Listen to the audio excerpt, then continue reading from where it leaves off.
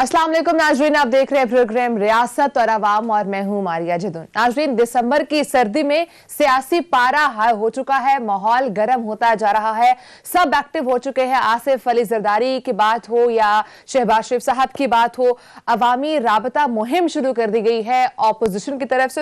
उसके साथ साथ बल्दियाती इंतखाबात की अगर बात की जाए तो बल्दियाती इंतखाबात में शिकस्त के बाद हुकूमत दिफाई पोजिशन में नजर आने लगी है। मुख्तलिफ प्रोजेक्ट्स का ऐलान करना शुरू कर दिया है। हुकूमती खजाना बेसिकली पाकिस्तान तहरीक इंसाफ की हुकूमत ने खोल दिया है। मुख्तलिफ बड़े बड़े प्रोजेक्ट्स का आगाज किया जा रहा है। हुकूमत इस वक्त एक्शन मोड में दिखाई दे रही है।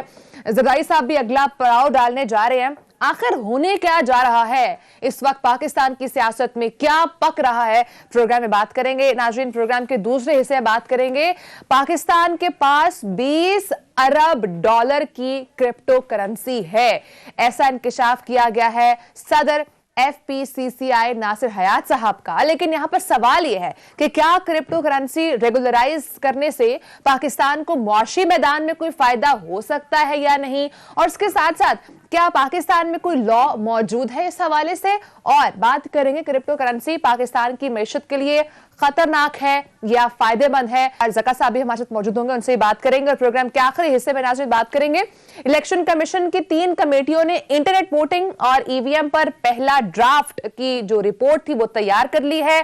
और उसके साथ साथ इलेक्शन कमीशन की तीनों कमेटियों ने हतमी सिफारिशात के लिए मजीद वक्त भी मांगा है। अब देखना यह है कि इंटरनेट वोटिंग और इलेक्ट्रॉनिक वोटिंग का मुस्तकबिल क्या है, अगले इलेक्शंस में यूज हो सकेंगी या नहीं हो सकेंगी, ये अभी तक का सबसे बड़ा सवाल है।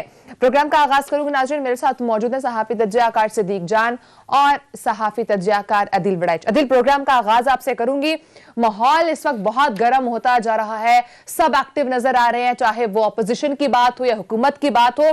हमने देखा बल्दियाती इंतखाबात के बाद जो सिचुएशन है वो बहुत बदली है।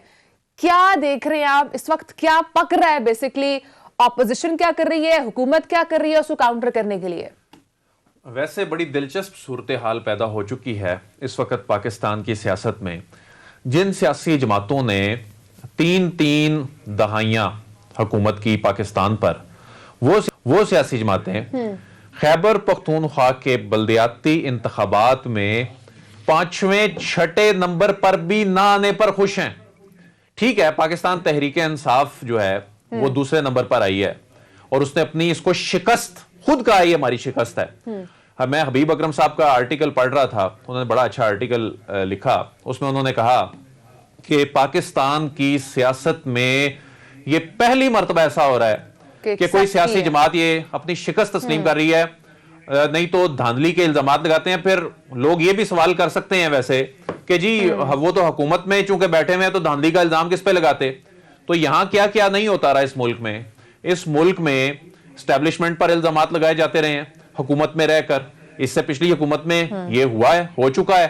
तो अपने जो कोताहियां हैं, अपने गिरेबान में कोई देखना नहीं चाहता, लेकिन सब सिस्टम पर इल्जाम लगाते हैं, इदारों पर इल्जाम लगाते हैं। लेकिन इस मर्तबा जो तजियाकार भी कह रहे हैं सारे, वो ये कह रहे हैं कि देखें, एक बात का क्रेडिट तो जाता है, बेशक उनकी हार हुई है और वो उसको खुद हार कह रहे हैं, उसको खुद शिकस्त कह रहे हैं। नहीं तो डिटाई से ये भी कहा जा सकता था कि जी वोट तो हमने उतने ही लिए। ये भी कहा जा सकता था कि जी देखें, कोई इतना ज्यादा डिफरेंस नहीं है, अगर हम दूसरे नंबर पर आए हैं, कोई तीसरे चौथे नंबर पर तो नहीं आए, वोट फिर भी हमारे इतने हैं। लेकिन उन्होंने इसको चैलेंज के तौर पर लिया।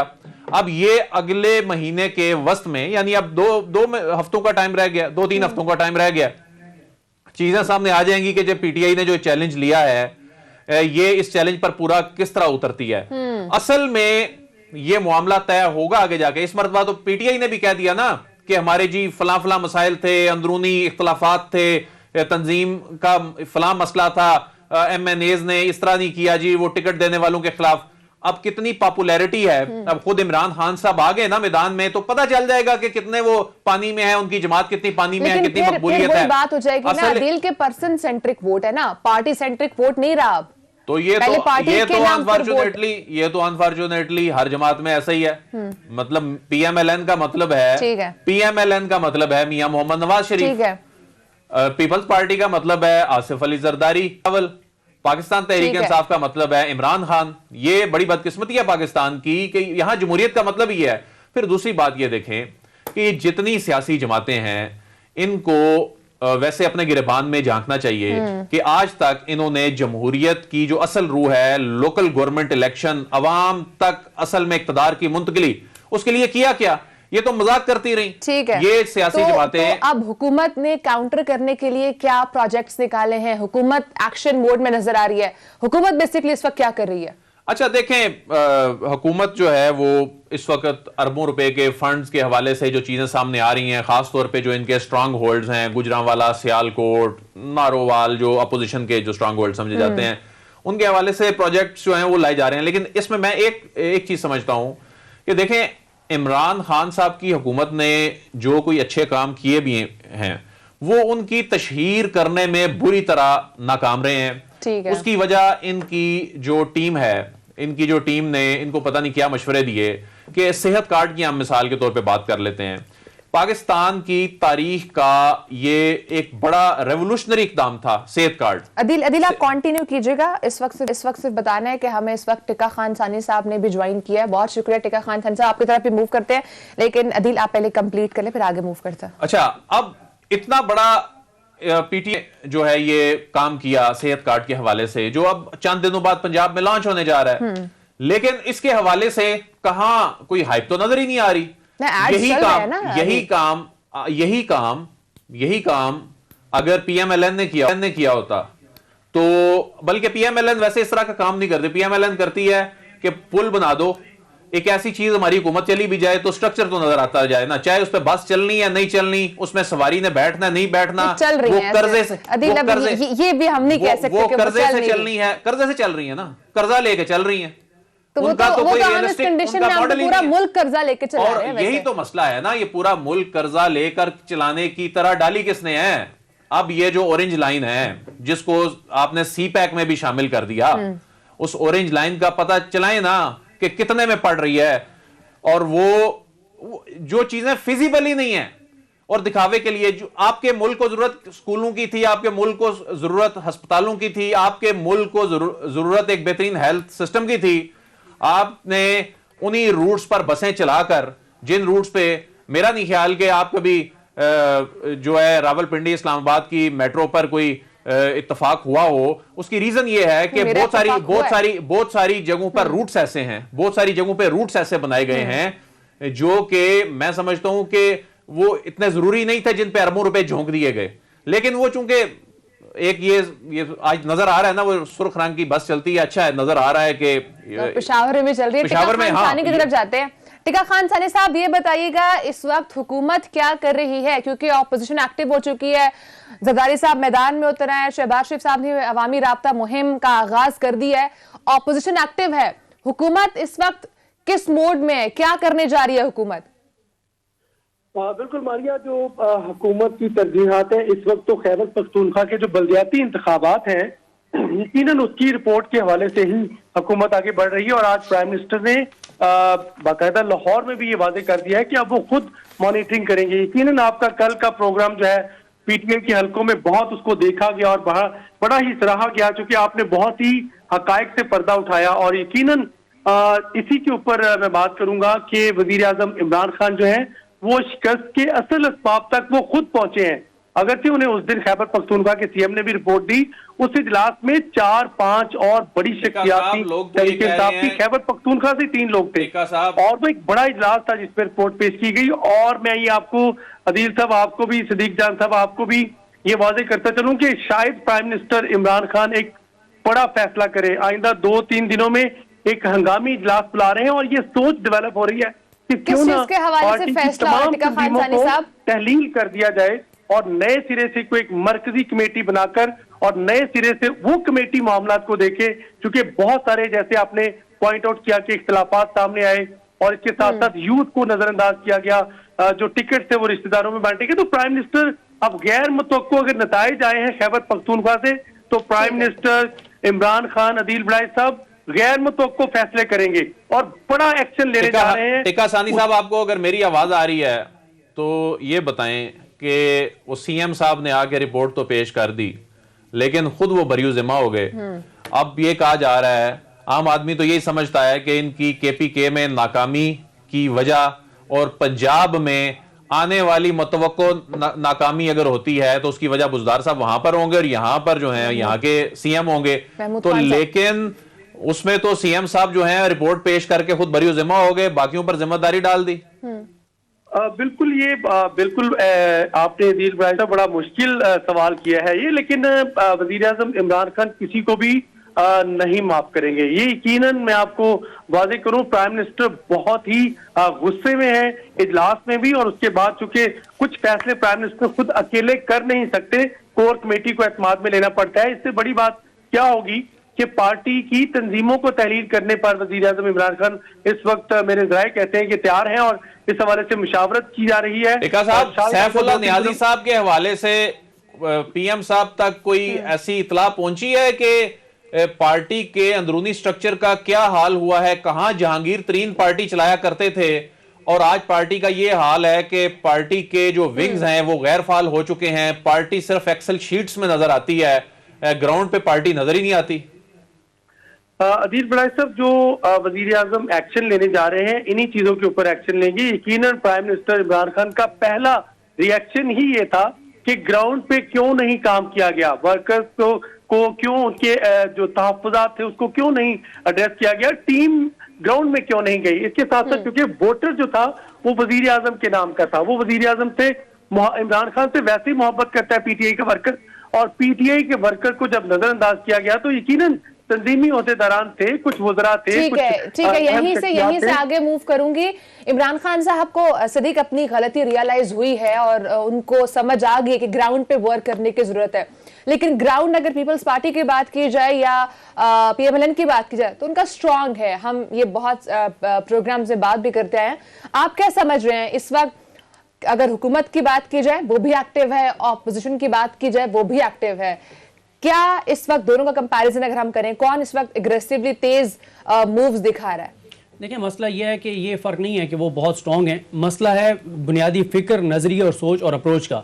नून लीग ने कभी नहीं कहा कि वो मौरूसी सियासत के खिलाफ हैं, क्योंकि वहाँ आपने देखा मियाँ नवाज शरीफ थे, उसके बाद मरियम नवाज साहब हैं, अब जुनैद सफदर साहब लॉन्च हो गए, आगे जुनैद सफदर साहब की औलाद जो है वो आगे आएगी, इनकी आल औलाद जिसके नाम के साथ शरीफ आएगा वही मुस्लिम लीग नून चलाएगा। मौलाना फजलुर रहमान आपके सामने हैं, उनके देखें कितने फैमिली मेंबर्स इस वक्त पार्लियामेंट के अंदर हैं। आसिफ अली जरदारी साहब, भुट्टो, उसके बाद बेनज़ीर साहिबा, उसके बाद आप बिलावल साहब, उन्होंने बस ये किया कि बिलावल जरदारी से बिलावल भुट्टो जरदारी कर दिया। तहरीक इंसाफ में और बाकी जमातों में फ़र्क यह है कि तहरीक इंसाफ आई ही इस नजरिए और सोच के खिलाफ थी कि जी ये मरूसी सियासत के खिलाफ। एक तो ये चीज़ है, दूसरा ये है करप्शन जो है वो नून लीग और पीपल्स पार्टी के नज़दीक मसला ही नहीं है। ठीक है, नून लीग वाले जो हैं उनके जो कारकुन हैं वो क्या कहते हैं? वो कहते हैं भाई खाते हैं तो लगाते भी हैं, वो ये नजरिया है। पीटीआई के जो कारकुन हैं वो आलू वाले कीमे वाले नान के ऊपर नहीं आता, बिरयानी की प्लेट के ऊपर नहीं आता, वो अपनी जेब से पैसे खर्च करके आता है जलसों में। मसला यह है कि यहाँ पे पार्टी का वर्कर निगलेक्ट हुआ है, पार्टी का तंजीमी स्ट्रक्चर तबाह हो गया है। सैफुल्लाह नियाज़ी साहब यहाँ बैठकर फैसले कर रहे हैं। मैंने कल भी आपको प्रोग्राम में कहा था कि अगर किसी डिस्ट्रिक्ट में अनाउंस किया जाए कि आज पीटीआई का वर्कर कन्वेंशन है और उसमें सैफुल्लाह नियाज़ी आ रहे हैं, कितने को नहीं देंगे तो फिर आवाम कहां से वोट देगी? देखें, अवाम का तो एक अलग मामला है ना। पहले आपकी तंजीम एक्टिव होगी, आपका तंजीमी स्ट्रक्चर मजबूत होगा तो आप अवाम के साथ कनेक्ट होगी ना। जब आपका वो कारकुन जो निकल के खुद आता था, लोगों को लाता था, जब वही फंक्शनल नहीं रहा, जब वही डिसहार्ट हो गया, और क्यों डिसहार्ट हो गया? वो वर्कर अपनी जमात के खिलाफ भी बगावत कर रहा है, अपनी जमात की उस पॉलिसी के खिलाफ बगावत कर रहा है जो इमरान खान के बुनियादी नजरिए के खिलाफ है। इमरान खान का बुनियादी नजरिया क्या था कि कारकुन इंपॉर्टेंट है, तंजीम इंपॉर्टेंट है, पैसे इंपॉर्टेंट नहीं है, मौरूसी सियासत, रिश्तेदार जो है वो इंपॉर्टेंट नहीं है। अब यहां पे क्या हुआ? रिश्तेदारों को टिकट दे दिए, पैसे वालों को दे दिए। अच्छा, फिर एक और जो बहुत बड़ा मसला हुआ कि जो आपने विनिंग हार्सेस को टिकट दिए वो जीत गए, इख्तियारात सारे उनके पास हैं हल्के के अंदर, वो क्यों पीटीआई की पार्टी नेटवर्क को मजबूत करेंगे? वो तो आए अपनी इख्तियार के लिए आए, क्या पता अगले वो टिकट जो है वो अगली बार वो पीपल्स पार्टी या नून लीग या जेयूएफ की टिकट पे लड़े। मसला है तंजीमी नेटवर्क जो है वो तबाह हो गया। कल के प्रोग्राम में एग्जैक्टली यही बात की थी हमने यहां बैठकर कि प्राइम मिनिस्टर साहब को 4-5 अपनी टीम बनानी होगी जो कोर मेंबर्स हैं, जो असल पीटीआई है। अगर हम बल्दियाती इंतखाबात की सदीक बात कर रहे हैं और हम बार बार कंपेयर कर रहे हैं नून लीग या पीपल्स पार्टी को, हम जेयूआईएफ को क्यों नहीं कंपेयर कर रहे? क्योंकि जीती तो वो है वहां से। जेयूआईएफ को बिल्कुल कंपेयर कर रहे हैं। जेयूआईएफ का भी मसला है, देखे ना, उनके अंदर उनका एक तंजीमी नेटवर्क है, तंजीमी नेटवर्क उनका मदरसों का है। और देखें मजहबी जमातों का नेटवर्क सियासी जमातों से ज्यादा मजबूत होता है, क्योंकि उनका जो कारकुन होता है, जहां मौलाना फजल रहमान साहब जब कारकुनान को आजादी मार्च में लाए थे, क्या क्या कर लाए थे कि हम जिहाद पर जा रहे हैं, जिहाद पे आप वापस नहीं जाया करते, आप शहीद होते हैं, फिर आप या जीतते हैं या आप शहीद होते हैं। लेकिन उन्होंने क्या किया, कुरानी आयात सुनाकर, हदीस सुनाकर, जज्बाती बातें करके, मजहबी बातें करके यहां पर लेके आए। फिर उन्होंने क्या कहा, जब मीडिया ने बातें करना शुरू की, मौलाना साहब ने कहा कि मीडिया जो है, उन्होंने कहा कि यहूदी एजेंट है, मीडिया की आपने नहीं सुननी, जो मैं कह रहा हूं वो सुननी है, आंखें और कान बंद करके अमल कर देने। और क्या कहा कि आप स्टीयरिंग कमेटी जो है वो एक उस वक्त कोई कमेटी बनाई हुई थी, उस कमेटी का फैसला है कि हम वापस जा रहे हैं जिहाद से। तो वो तो ये उनके तो मजहबी जो जमातें उनका स्ट्रॉन्ग तो सियासी जमातों से ज्यादा जो है वो मजबूत होता है। देखना एक वक्त आया जब MMA बनी और किताब था इंतखाबी निशान, कैंपेन ये चलाई गई कि किताब कुरान मजीद की अलामत है, तो आपने कुरान को वोट देना है, किसी और को देंगे तो आप दायरा इस्लाम से खारिज हो जाएंगे।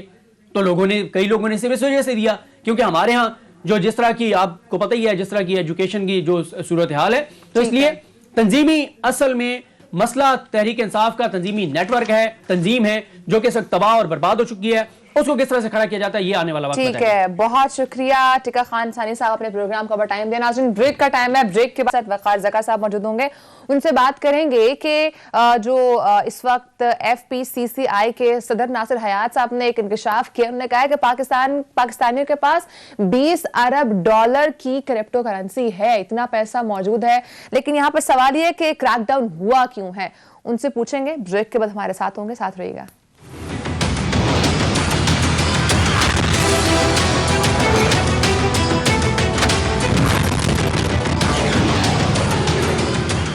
वेलकम बैक नाज़रीन। इस वक्त हमें ज्वाइन किया है पाकिस्तान टेक्नोलॉजी मूवमेंट के प्रेसिडेंट वकार ज़का साहब ने। इस वक्त एक्सपर्ट, क्रिप्टो करेंसी भी उनको माना जाता है। इस हवाले से बहुत सारी चीज़ें वो डील भी कर रहे हैं।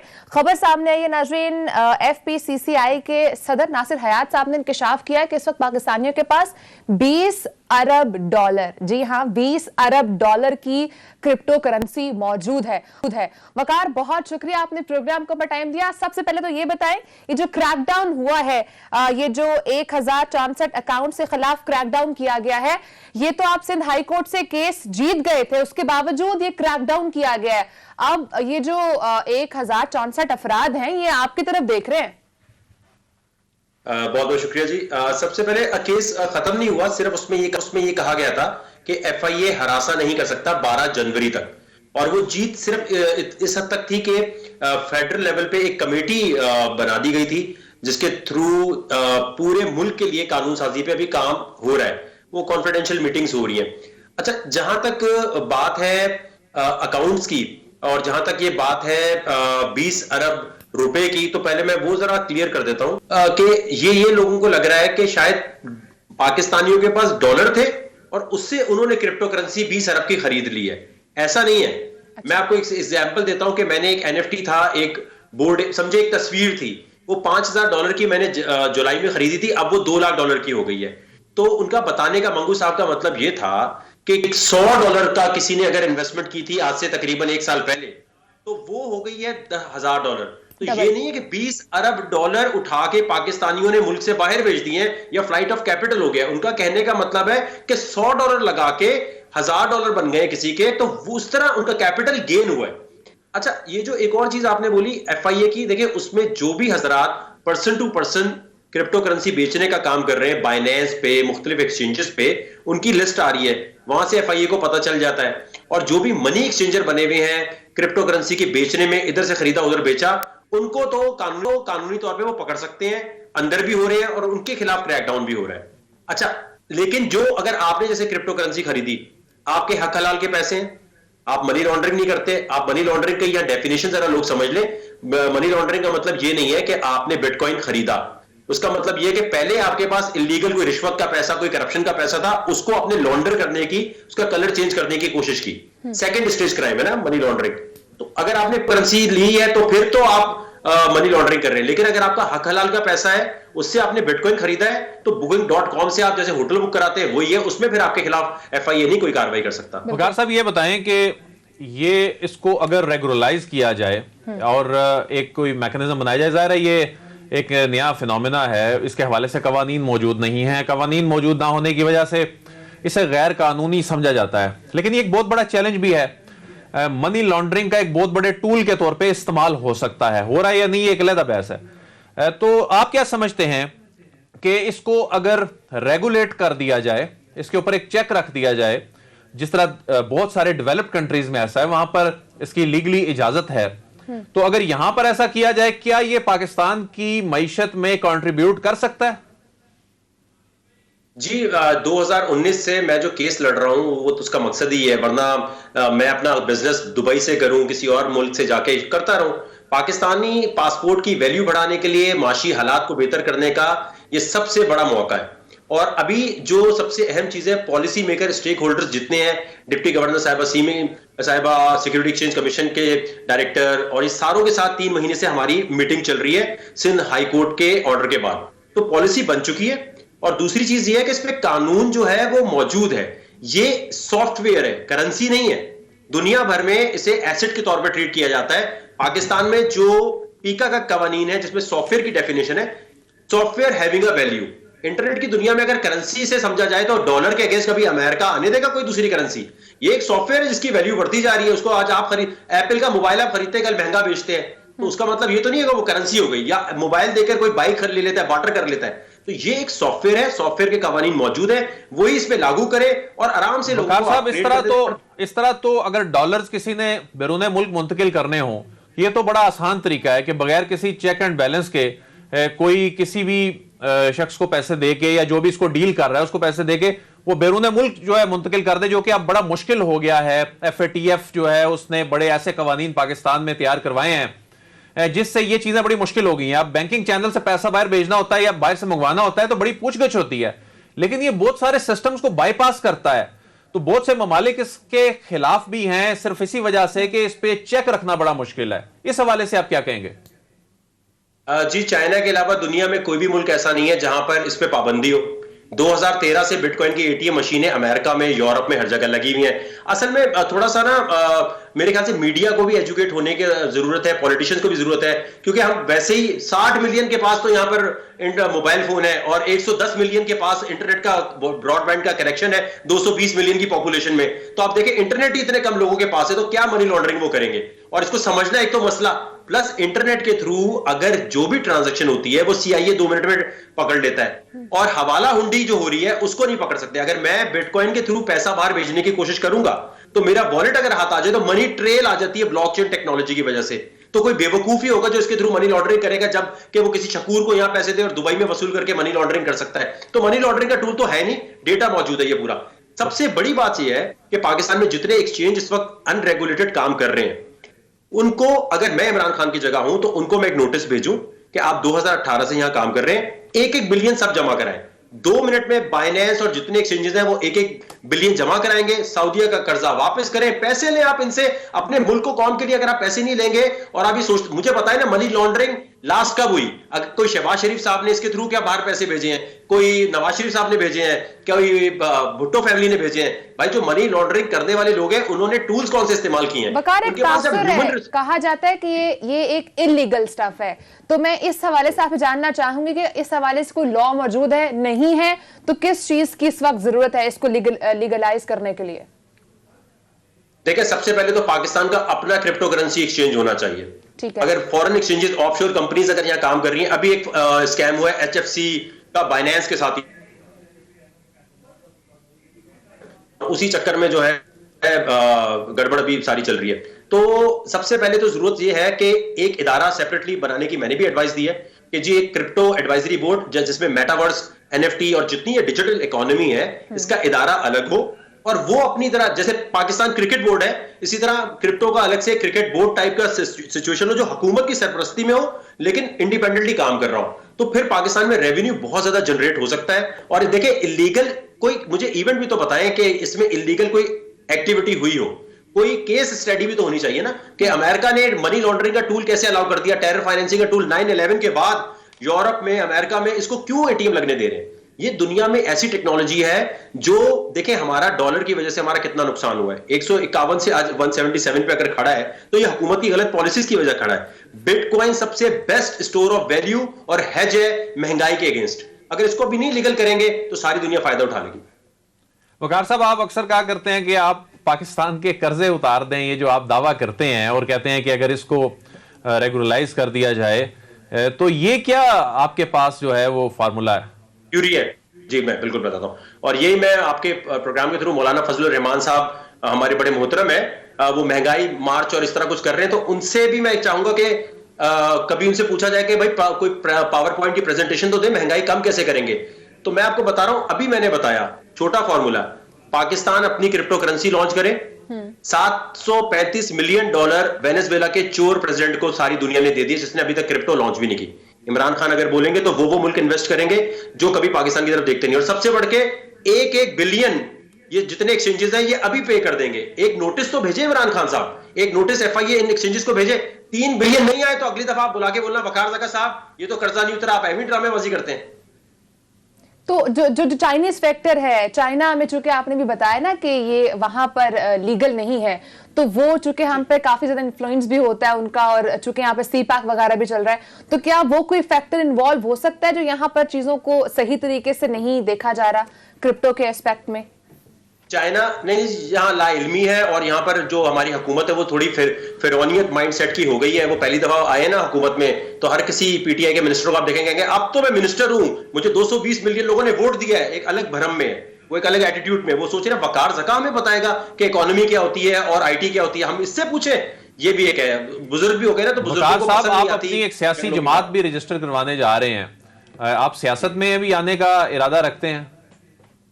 जी बिल्कुल, और टेक्नोलॉजी मूवमेंट पाकिस्तान जो है उसकी रजिस्ट्रेशन के लिए अप्लाई हमने किया हुआ है, और हमारी कोशिश ये है कि बहुत अरसे तक हमने देख लिया है कि जो नए लोग हैं उनको आने की जरूरत है, और जो हमारे इस वक्त के जो भी हुक्मरान है वो इंटरनेट की जो दुनिया है, मेटावर्स, NFTs को नहीं समझ पा रहे। तो एटलीस्ट हम ये मुहिम चलाएंगे, तो जीते या ना जीते, लेकिन अवेयरनेस कैंपेन के तौर पे जरूर ये शुरू हो जाएगी। और चाइना की जहां तक बात है कि चाइना में गूगल भी बैन है, फेसबुक भी बैन है, वहां हर चीज बैन है, क्योंकि उनकी इकोनॉमी इतनी बड़ी है, वो दूसरी प्रोडक्ट आने नहीं देना चाहते।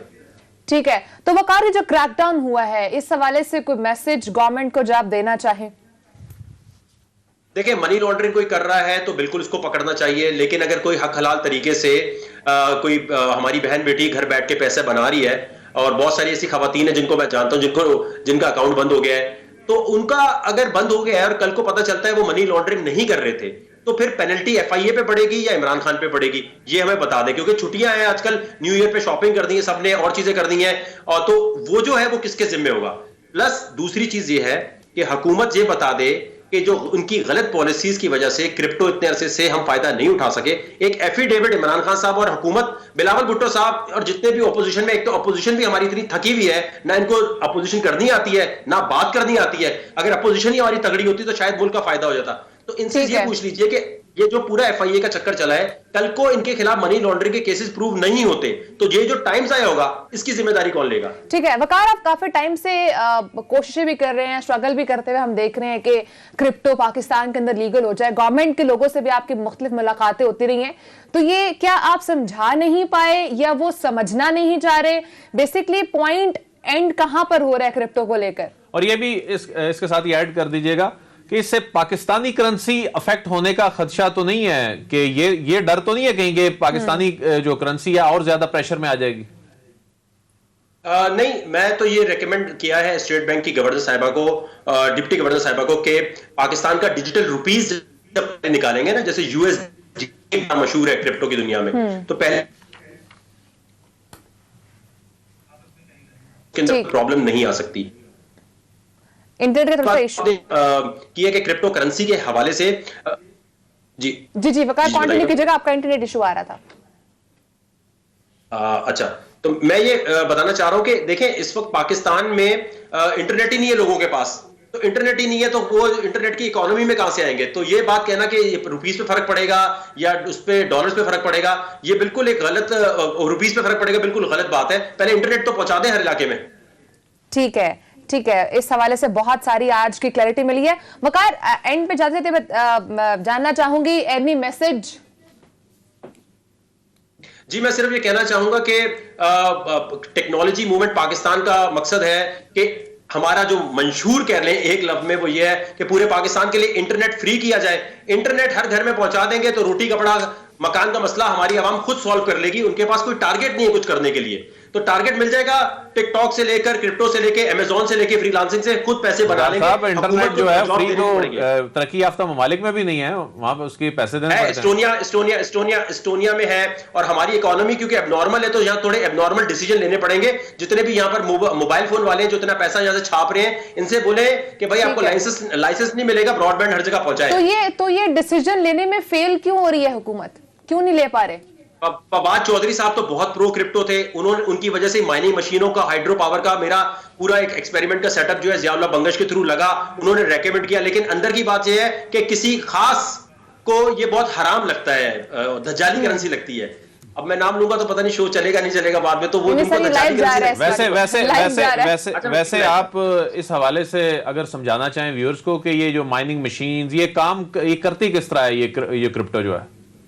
जैसे वेस्टर्न यूनियन और मनीग्राम है ना, इस तरह समझें आपका उबर करीम है। जैसे आपकी गाड़ी खड़ी होती है, आप एक एप्लीकेशन डाउनलोड करते हैं और कहते हैं कि यार जितनी देर मेरी गाड़ी चलेगी मुझे पैसे मिल जाएंगे। घर पे अगर कंप्यूटर फालतू पड़ा है तो आप सर्वर बन जाते हैं। आप कहते हैं यार फालतू कंप्यूटर है, मैंने बिटकॉइन या इथीरियम का सॉफ्टवेयर डाउनलोड किया है, अब आप बैंक मैनेजर बन गए हैं।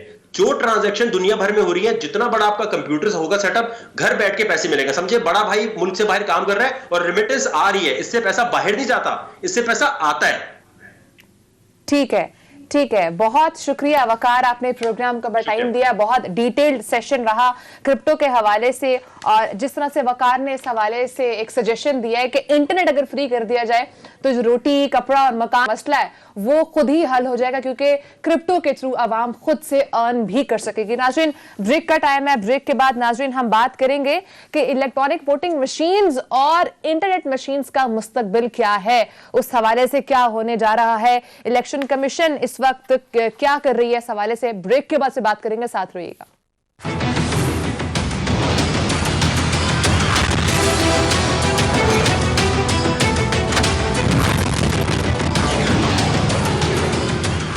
वेलकम बैक नाज़रीन। आसिफ अल ज़रदारी साहब का बहुत बड़ा बयान सामने है। वो ये कह रहे हैं कि लाहौर में खैमे लगाकर एहतजाज करने जा रहे हैं।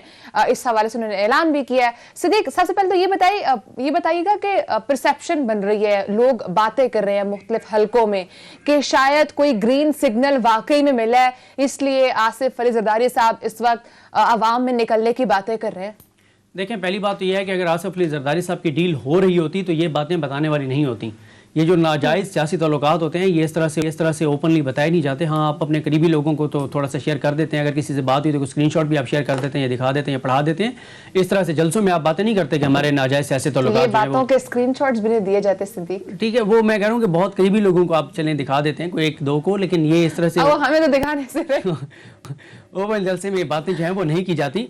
दूसरी बात यह है कि आसिफ अली ज़रदारी साहब जो हैं वो कह रहे हैं कि मैं लाहौर आके बैठ रहा हूँ। अगर आप थोड़ा सा चेक कर लें आर्काइव में, ये कोई 15 बार ये बात वो कर चुके हैं पिछले कोई 7-8 सालों में कि जी आसिफ अली ज़रदारी, और हमारे मीडिया को और हमें, क्योंकि रोज बैठ के हम भी टॉपिक हमने डिसाइड करना होता है और हमें भी खबरें जब नहीं मिलती तो हम इसको एक हाइप दे देते हैं कि आसिफ अली ज़रदारी आप मफामत के बादशाह आ गए हैं और आसिफ अली ज़रदारी लाहौर आकर बैठ गए हैं, ये कर देंगे वो कर देंगे, इसमें कोई शक नहीं है। लेकिन पंजाब में उनका सर्वाइवल जो है वो बहुत मुश्किल है। उसकी रीजन बार लाहौर में अपने आप को एस्टैब्लिश करवाने की कोशिश की जाती है, करवाया भी जाता है लाहौर के अंदर स्पेसिफिकली, तो फेल क्यों हो जाता है? देखें, लाहौर में अभी पंजाब में उनको 2 चीज़ें हुई। एक उनका जो लाहौर में वोट बैंक में इजाफा हुआ और एक जो खानेबाल में कुछ उनका वोट बढ़ा, इस चीज़ को लेके, और वो ये तासुर दे रहे हैं कि पंजाब में पीपल्स पार्टी का रिवाइवल हो रहा है, जो कि नामुमकिन है। क्योंकि अभी देखें पंजाब में 2 बड़ी पार्टीज, ठीक है, अभी भी यानी 19-20 का फर्क है। आप ये नहीं कह सकते कि तहरीक इंसाफ बहुत ज़्यादा अनपॉपुलर हो गई है और बहुत बड़ा कोई इनको बहुत बड़ा कोई अपसेट हो जाएगा, ऐसा अभी तक नजर नहीं आ रहा। जो पंजाब की सूरत हाल है वो मुख्तलिफ है। पंजाब में जो भी पीपल्स पार्टी का टिकट लेगा, मैंने मुख्तलिफ पॉलिटिशियन से बात की, जब मुलाकात होती है, मैंने कहा ये बताएं, जब ये जहांगीर तरीन ग्रुप का भी हो रहा था, मैंने उनके ग्रुप के लोगों से बात की, मैंने कहा क्या ये मुमकिन है कि आप पीपल्स पार्टी में चले जाएं? उन्होंने कहा कि पीपल्स पार्टी के टिकट लेने का मतलब यह है कि -20,000 माइनस कर लें अपने 20,000 वोट जो आपके हैं भी से, उनमें से 20,000 माइनस कर लें। ये सूरत हाल है पंजाब के अंदर। क्योंकि पंजाब क्या नहीं देख रहा है कि कराची की सूरत हाल क्या है। अंदरूनी से टाइम में लगता है 2/3 मेजोरिटी के साथ आई थी पाकिस्तान तहरीक इंसाफ केपीके में, आज हाल देख लें। नहीं देखें, वो पंजाब में 2/3 मेजोरिटी के साथ बिल्कुल आए थे, सॉरी केपीके में, लेकिन अभी भी देखें जो वोट पड़ा है, वोट तो अभी भी सबसे ज्यादा पीटीआई को पड़ा है वहां पे। वो तो हम मुसलसल 3-4 दिन से डिस्कस कर रहे हैं कि उनकी सूरत हाल क्या है, और उनको खुद भी इतरा गया कि उनकी सूरत हाल क्या है। पीपल्स पार्टी का पंजाब में एक ही तरह से रिवाइवल है। अगर सिंध में कोई बहुत एक्स्ट्राऑर्डिनरी कोई डिलीवर कर देते हैं, मुझे बताएं, मेरा तो एक ही सवाल है, उससे आगे आज तक मैं नहीं बढ़ सका, कि जब पीपल्स पार्टी पंजाब में आके कैंपेन करेगी तो क्या कहेगी कि अगर पंजाब के लोग हमें वोट देंगे तो हम पंजाब के तमाम शहरों को सिंध के किस शहर जैसा बना देंगे। तो एक शहर बताएं ना, कराची का जो उन्होंने हशर नशर और तबाही और बर्बादी कर दिया है, नाले वहां पे वफाक साफ करवा रहा है, वहां पे जो है फ्लाईओवर वफाक बना रहे हैं, पानी का मसला वफाक लेकर आ रहा है, फंड्स नहीं मिलते हैं, ठीक तो है, किस तरह से काम देखें 18वीं तरमीम के बाद उनके पास एनएफसी अवार्ड 1000 अरब उनको दे दिए, जिनका ऑडिट भी नहीं हो सकता। तो ये क्या बात है कि हमारे पास फंड्स नहीं है, सूबा बा इख्तियार है, क्यों की थी 18वीं तरमीम? और फिर 18वीं तरमीम के बाद आपने इख्तियारात बल्दियाती सिस्टम में देने थे, आपने नीचे अजला को देने थे, तहसीलों को देने थे, वो क्या दिए? नहीं दिए। तमाम अपोजिशन जमातें उनके खिलाफ खड़ी हुई हैं। देखें केपीके में हम ये बात तो कर रहे हैं कि तहरीक इंसाफ को धचका लगा है, लेकिन केपीके के बल्दियाती निजाम के ऊपर एक भी अपोजिशन पार्टी ने एतराज नहीं किया। इतना ज्यादा बेनिफिशियरी हैं उसके वो उसके केपीके के बेनिफिशियरीज हैं। अब देखें जेयूआई फेस सिस्टम की स्टेक होल्डर बन गई है सिद्दीक साहब। अब एक आम तहसील का जो मेयर है या जो चेयरमैन है वो बड़ा पावरफुल है, और मैं तो समझता हूं कि पंजाब में भी अगर ये पीएमएलएन नशिस्तें जिस तरह जेयूआई फे ने केपी में निकाली हैं कि लेते हैं, तो ये सिस्टम के स्टेक होल्डर बन जाएंगे। इनको 2-3 साल बाद इनको भी फिर बताना पड़ेगा, अपोजिशन की तरफ सिर्फ शोर नहीं मचाना होगा, फिर उनको बताना पड़ेगा डिलीवर क्या किया सदीक साहब। बिल्कुल, और मैं ये समझता हूं कि ये जो बल्दियाती सिस्टम में जो स्टेक होल्डर बनी है जेयूआईएफ, और ये आप देखेंगे, ये एक बयान फंड नहीं देंगे, ये तो ऐसे एक फजूल बात थी, वरना आप देखेंगे कि इनको फंड मिलेंगे। केपी के वाहिद सूबा होगा जो फंड्स देगा, और इसी तरह से पंजाब में अगर जो भी जीता, नून लीग जीत जाती है बल्दियाती इंतखाबात, फंड्स देगी पंजाब हुकूमत, उस्मान बुज़दार की हुकूमत देगी फंड्स, और इससे फायदा अपोजिशन को नहीं हुकूमत को होगा। कैसे? देखें, जब फंड्स नीचे तक जा रहे होंगे, लोगों के गली महल्ले के मसले हल होना शुरू हो जाएंगे। देखें इस वक्त पूरे केपीके में और पंजाब में किसी गली महल्ले गांव में कोई अच्छा काम होगा तो क्रेडिट इमरान खान को जाएगा, अगर कुछ गली बुरा काम मोहल्ले होगा की चीजें हल हो तो हम उसमें पॉइंट आउट करते हैं, और अगर गली मोहल्ले की चीजें हल ना हो, मौरूसी सियासत ना हो, तो भी हम इसको पॉइंट आउट करते हैं। हमने कब कोई एतराज किया कि कोई गली महल्ले का मसला हल हुआ है? देखें, हम तो पाकिस्तान की जो जमहूरियत की बुनियाद और असास है वो तो है ही बल्दियाती सिस्टम, वो तो है ही बल्दियाती इदारे। एक गली महल्ले में बंदे को क्या मसला होता है? यही होता है ना कि गली साफ हो, सीवरेज का मसला हल हो, फिर साथ ही और बहुत सारे। देखें, इसमें एक और जो अपॉर्चुनिटी हुकूमत के लिए होगी वो ये होगी कि अगर प्राइस कंट्रोल कमेटीज और ये चीजें सारे एक्टिव हो जाते हैं तो मेरा ख्याल है कि लोगों के मसाइल कम होंगे, और अगर लोगों के मसाइल कम होंगे तो हुकूमत को इससे फायदा होगा, नुकसान नहीं होगा। ठीक है, आगे बढ़ेंगे। अदिल, आपसे जानना चाहूंगी कि इलेक्शन कमीशन की 3 कमेटियों ने इंटरनेट और ईवीएम पर पहली ड्राफ्ट रिपोर्ट अपनी तैयार कर ली है, और इस हवाले से इन तीनों कमेटियों ने मजीद वक्त भी मांग लिया है। आप क्या समझ रहे हैं, क्योंकि हम बहुत दिनों से प्रोग्राम्स कर रहे हैं, कुछ महीने हो चुके हैं, और इसमें बार बार बात कर रहे हैं कि पहले तो मसला था कि बिल पास होगा नहीं होगा, फिर फाइनली वो हुआ, लेकिन अभी भी क्वेश्चन मार्क है, क्या ईवीएम और इलेक्ट्रॉनिक वोटिंग और आई वोटिंग ये पॉसिबल हो सकेंगे, नहीं हो सकेंगी? मुस्तकबिल इनका क्या है? अगर इतनी वॉर की है इसके हक में, तो क्या इसका कोई अगले इलेक्शन में फायदा हो सकेगा हुकूमत को? देखें, जो तीनों कमेटियां बनाई थी इलेक्शन कमीशन ऑफ पाकिस्तान ने, उन कमेटियों ने अपनी इब्तदाई रिपोर्ट जो है वो तो भेज दी है, और उसमें कुछ ऑब्जर्वेशंस दी हैं, उन्होंने रिकमेंडेशंस दी हैं, और मजीद वक्त मांगा है इन्होंने कि इस पे तफसीली और हतमी हम अपनी रिपोर्ट देना चाहते हैं, तो उसके लिए मजीद वक्त दिया जाए। उसके लिए 10 दिन का इनको वक्त दे दिया गया है। इंटरनेट वोटिंग और ईवीएम, अपोजिशन अगरचे इनकी मुखालफत कर रही है, भरपूर मुखालफत कर रही है, एक्ट ये बन गया है, तमाम नजरें हैं इलेक्शन कमीशन पे कि इलेक्शन कमीशन ने क्या करना है। इलेक्शन कमीशन की देखें, इलेक्शन कमीशन इसे मुकम्मल तौर पर निगेट नहीं कर सकता। क्या कह के करेगा निगेट? कि जी वक्त की कमी, ये चीजें एड्रेस हो सकती हैं।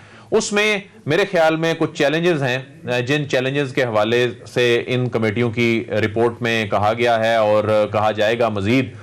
लेकिन अब आगे लोकल गवर्नमेंट इलेक्शन जो है इस्लामाबाद के, उन लोकल गवर्नमेंट इलेक्शन में इलेक्शन कमीशन तो बल्कि हैरानकुन तौर पर बड़ी इसमें संजीदगी का मुजाहरा कर रहा है। मैं हैरानकुन तौर पर इसलिए कह रहा हूं कि कमेटियों में इन्होंने जो 37 एतराजात उठा दिए थे, तो ऐसा लग रहा था कि करना ही नहीं चाहते, वो करना चाह रहे हैं। अब वजारत साइंस एंड लेकिन टेक्नोलॉजी का वहां पर भी एक ये क्वेश्चन भी तो रेज हुआ था ना आदिल के शायद इंस्पेक्शन किए बगैर ये रिपोर्ट तैयार कर दी गई है और ये एतराजात लगा दिए गए हैं। अच्छा, वो इसमें कोई शक नहीं है कि इन्होंने अभी जायजा ही नहीं लिया था उन मशीनों का, लेकिन उन्होंने एक जनरल किस्म के जो है वो अपनी ऑब्जर्वेशन जो है वो दे दी थी। लेकिन अब इसमें होता क्या है कि काबीना के इजलास में वजीर आजम साहब को ब्रीफिंग तो दे दी जाती है और उसके बाद मीडिया खेलना शुरू कर देते हैं। मैं समझता हूं कि इसमें जो मुतलका वजारतें हैं उनको भी अपना किरदार अदा करना चाहिए। जब इलेक्शन कमीशन आपसे ईवीएम मशीनें मांगता है तो उसके बाद आपको फिर उस हवाले से क्लैरिटी भी देनी चाहिए कि ये खरीदनी किसने है। उस वक्त आप कह दें जी वक्त नहीं है, हमारा काम नहीं है, आपने प्रोक्योर करनी है, आप हमें बताएंगे तो ये होगा। तो अगर इसी तरह चलता रहा तो फिर तो इलेक्शन जो है वो कुछ ज्यादा दूर नहीं है, फिर ये नहीं हो सकेगा। फिर ये नहीं हो सकेगा। फिर नहीं हो ठीक है, अब ये आगे वक्त ही बताएगा कि आगे ये पॉसिबल हो सकेगा कि अगले जनरल इलेक्शंस के अंदर हम आई वोटिंग या ई वोटिंग का इस्तेमाल कर रहे हो। टाइम खत्म हो चुका है ना, आपसे अगले हफ्ते मुलाकात होगी। अपना बहुत सारा ख्याल रखिएगा, तब तक अल्लाह हाफिज।